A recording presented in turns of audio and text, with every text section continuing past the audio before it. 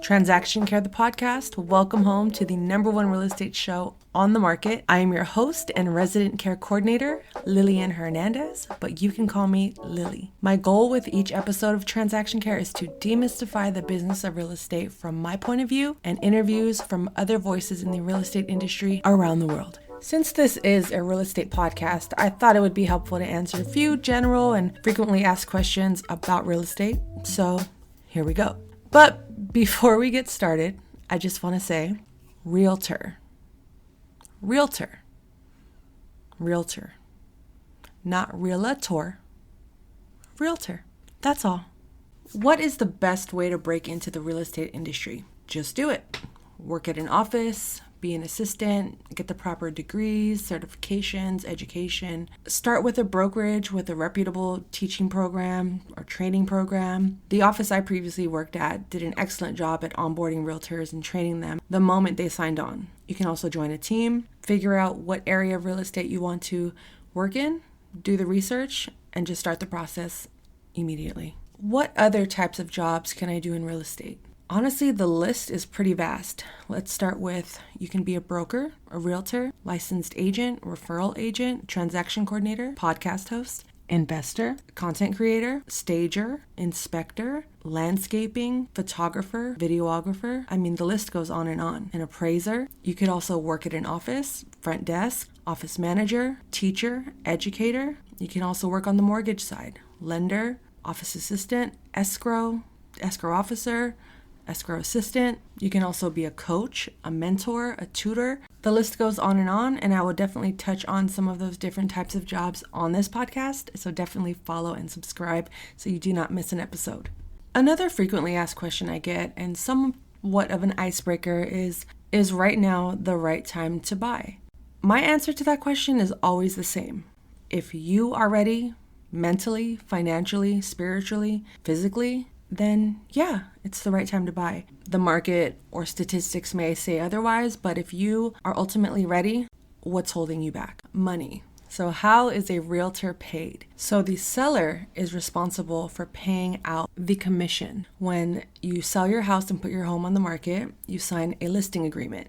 And within that listing agreement, you negotiate certain terms, such as the price, how long you're going to market your home with said realtor, and as well as the commission that you will be paying at the close of escrow to both the listing agent and the buyer's agent. Once that is all agreed upon, all payment is dispersed at the close of escrow via a escrow title company, and splits for the realtor are determined by the broker. So if a commission $100,000 and your split between your broker and you is 50-50, then you would get $50,000 and your broker would get $50,000. You aren't getting the whole $100,000, not to mention taxes and whatnot, but that's not my wheelhouse. But just know that when a home goes on the market and there's a 3% or maybe 2.5% commission, the realtor does not take home that entire fee. Not to mention, it has to be split among both sides of the transaction. Do I need to put 20% down to purchase a home? Yes and no. Yes, if you have it and you're willing to part ways with that lump sum, and if that is what's required for that type of sale for that home or that loan you're obtaining. Otherwise, there are programs available to provide down payment assistance, such as a VA loan for veterans, NACA or BMR properties, below market rate properties.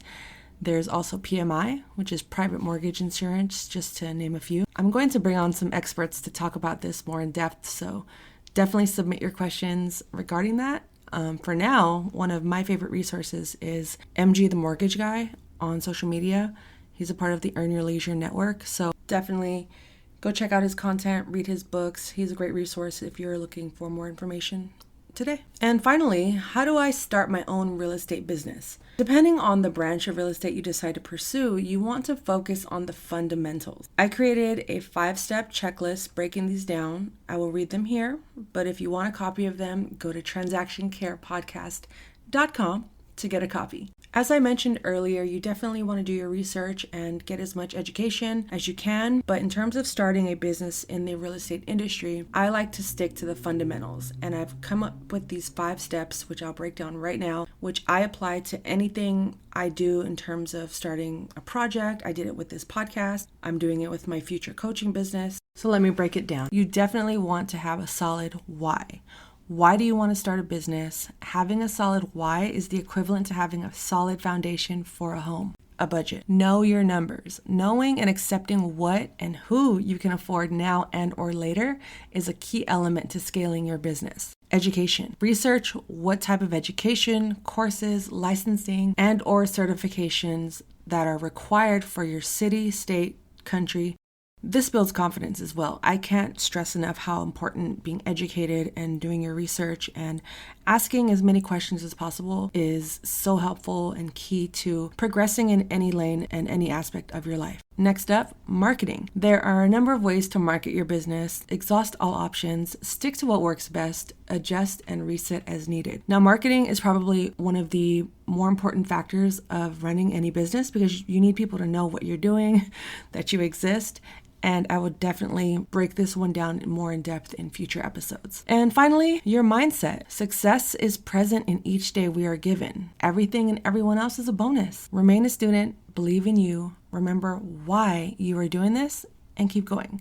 So when embarking on a new venture, a new business, a new job, a new career, these 5 steps can apply to all of those areas. So if you want a copy of my checklist, go to transactioncarepodcast.com and you'll automatically get a copy. If you are already a part of my newsletter and my TC community, then you already know what's up. You have a copy of this and apply it. So that wraps up this episode of Transaction Care. If you have any questions, please leave them in the comments. You can also DM me on social media at Transaction Care on all social platforms. I'm frequently on TikTok and Instagram. I also have a YouTube channel, which I love posting content on there. It's more of a day in the life of a transaction coordinator. I call it TC with Lilly, and I'm giving you more of a behind the scenes look into my day-to-day as an entrepreneur, a transaction coordinator. I also do live streams, live Q&As.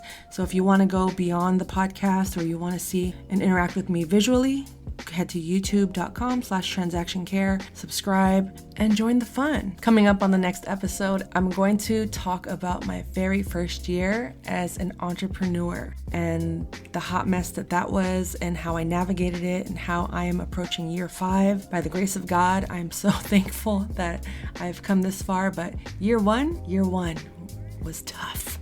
And tune in next week for that episode. And if you want to collaborate, sponsor an episode, promote your business on this podcast, send me an email, tc@transactioncare.com. All of that will be in the description as well. I would love to connect, have you on as a guest if this is a topic of discussion you would like to explore. And be sure to head to transactioncarepodcast.com to join my TC community, as well as stay up to date with the latest and greatest regarding this podcast, my business, and to get a copy of my checklist that I discussed in this episode. Until the next episode, care for yourself, care for your wealth. Your time is worth it. Let's coordinate. Talk soon.